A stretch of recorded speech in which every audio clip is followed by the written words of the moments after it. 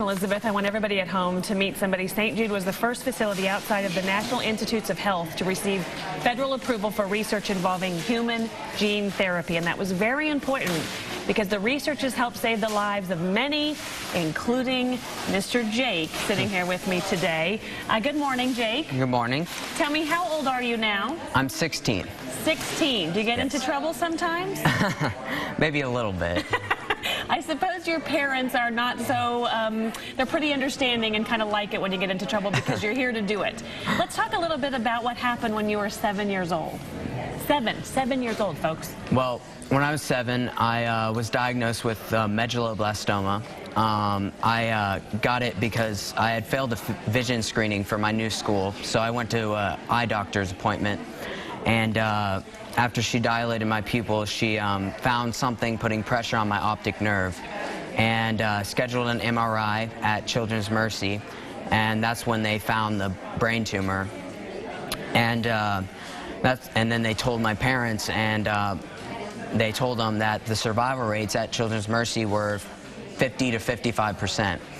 So my parents just asked, where can I get a better answer? And they said the only place in the country that's doing anything different is St. Jude, and they're getting 80 to 85% survival rates. So we just packed up our bags and went to Memphis right then. Understood completely why that would be a parent's choice. I think what was interesting, and I think a lot of parents at home would be interested in this, as someone who has young children, the symptoms, you were having a stiff neck and some headaches at age 7. And so that was what tipped you off in the first place until you got that vision screening. Right, yeah.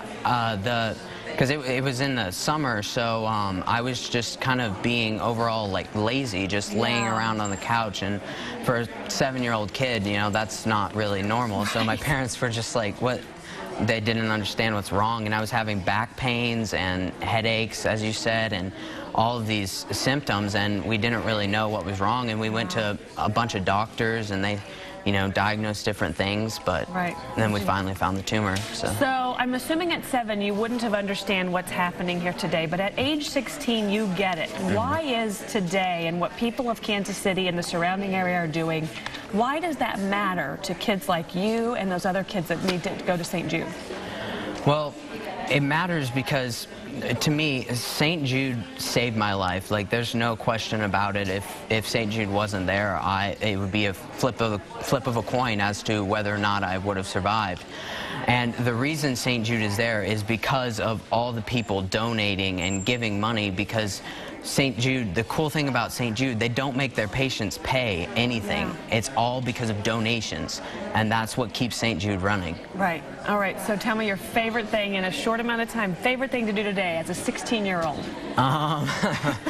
Well, I don't know. I kind of like... You're in theater. You told me you're in theater. I'm in theater, yeah, and I like hanging out with girls, too, Well, the important thing is you're here to do all of that. Yeah. Thanks for being with us today. It matters, people. My pleasure. It matters. 1-800-385-9756.